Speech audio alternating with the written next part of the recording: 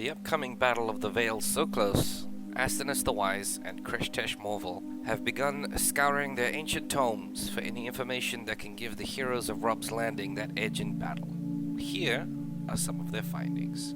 We all know that goblins are small, green, and weak when they are alone. But goblins are rarely alone.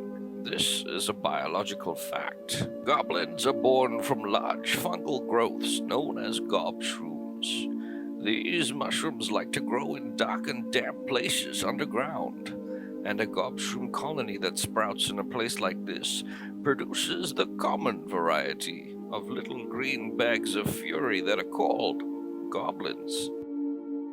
There have been instances, however, of gobshroom colonies producing different strains or enhanced goblins after growing in places of highly concentrated magic, colder or hotter than temperate climate areas, or even in caverns under the sea.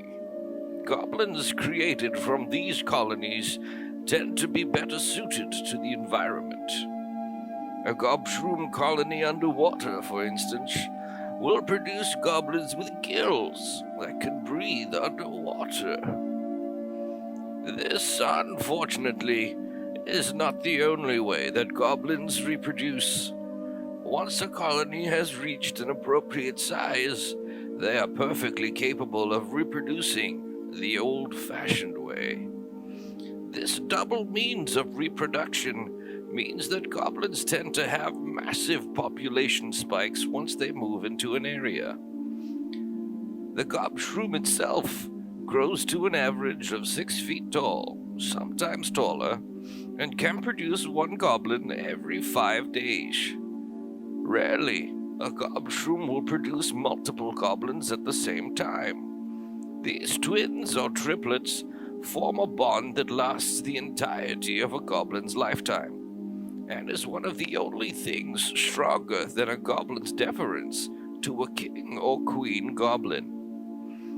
The spores of the gobshroom are also extremely hardy, able to survive and lie dormant in harsh conditions, and even be carried on the wind and survive vacuums.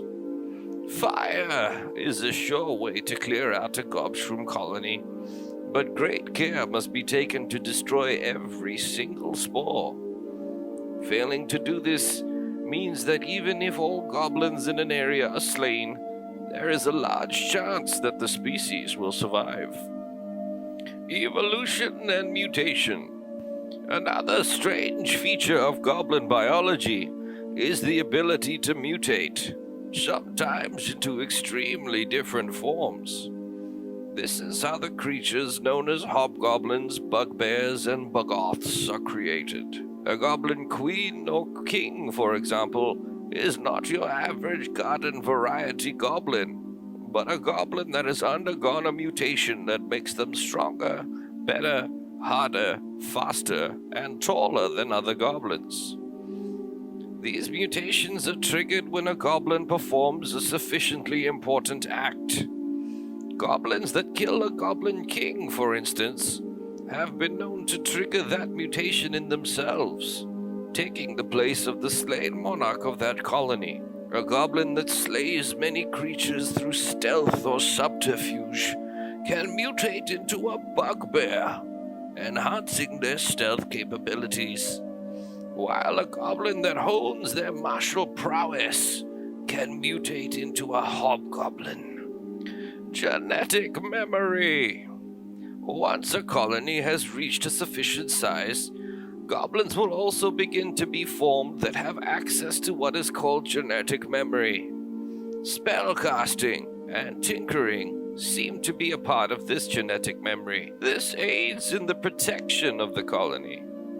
No one knows where all of this knowledge originally came from, but the secrets of gunpowder and firearms were originally taken from goblins on our planet, Senaros. The malformed. In times of danger to the colony, a goblin king can call for the malformed. Half-born goblins will be produced from the gobshrooms, with the chance of multiple goblins being created increasing exponentially. These malformed gobshroom resemble half-goblin, half-fungal creatures with skeletal features. While this does increase the defensive capabilities of a colony, these malformed cannot mutate and have a very short lifespan. During this time, however, they are much stronger than an average goblin and have poisonous attacks that can lay low attackers to the colony. And that's just some of the information that Astinus and the other lawkeepers of the Vale have gathered for you to help you in the Battle of the Vale. Good luck. You're gonna need it.